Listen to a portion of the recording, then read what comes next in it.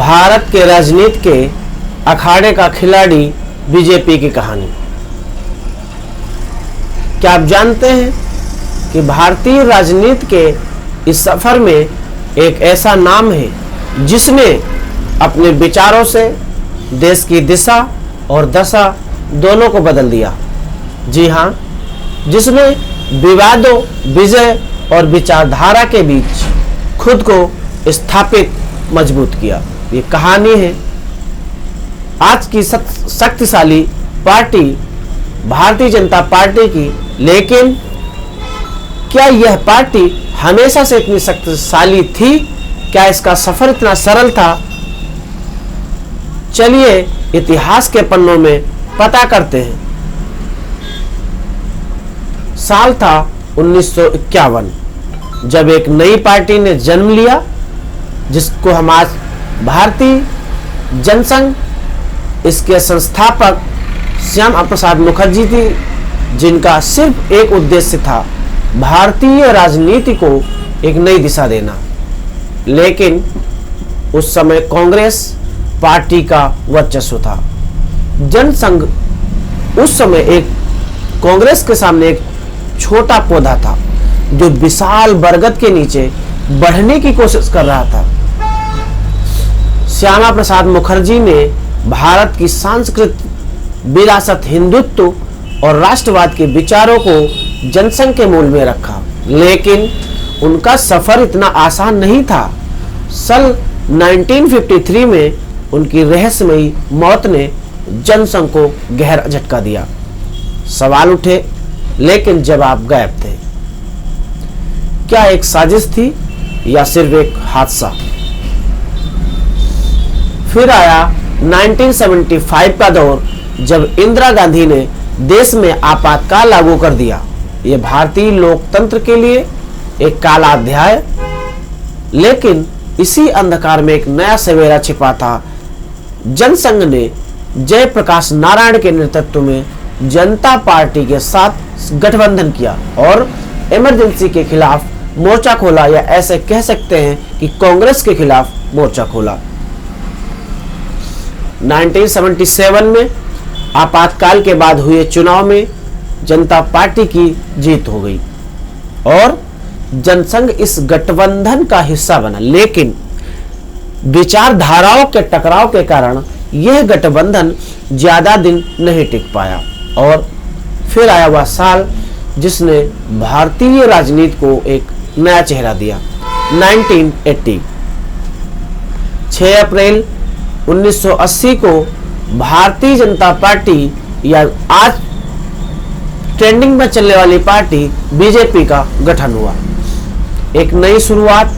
लेकिन उसी जनसंघ की विचारधारा के साथ श्री अटल बिहारी वाजपेयी ने अपने भाषण में घोषणा की और कहा, हम अंधकार में दिया जलाने आए हैं।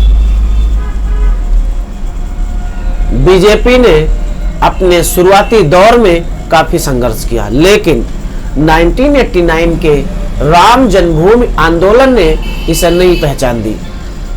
लाल कृष्ण आडवाणी की रथ यात्रा ने बीजेपी को एक राष्ट्रीय मंच दिया। लेकिन इसके साथ ही विवाद और सांप्रदायिक तनाव भी बढ़ा।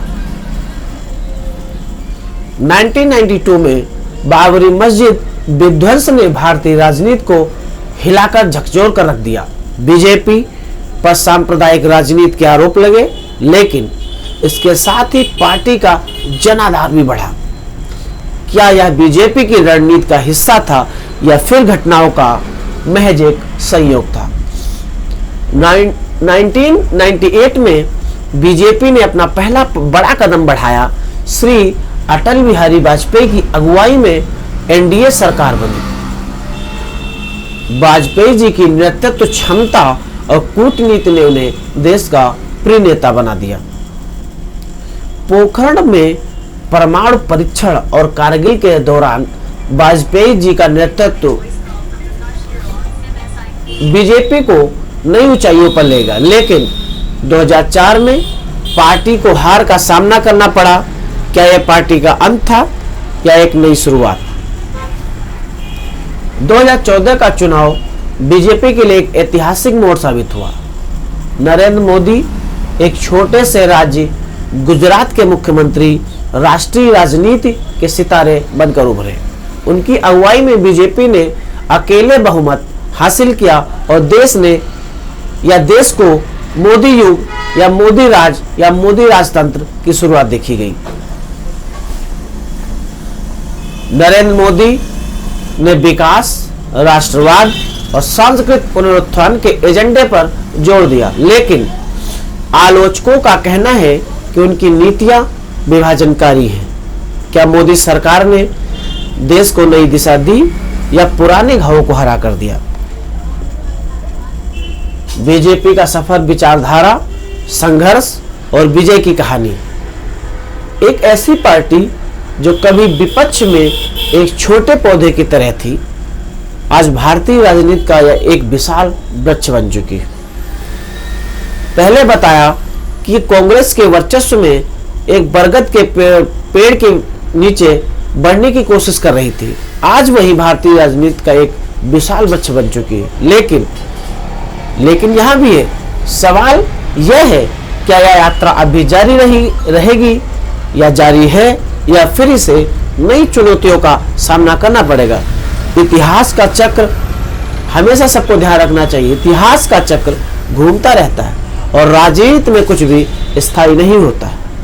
तो ये थी हमारे आज की वीडियो में बीजेपी के बारे में कुछ जानकारी। इसी के साथ आज समाप्त करते हैं। सभी को राम राम, जय हिंद, जय भारत।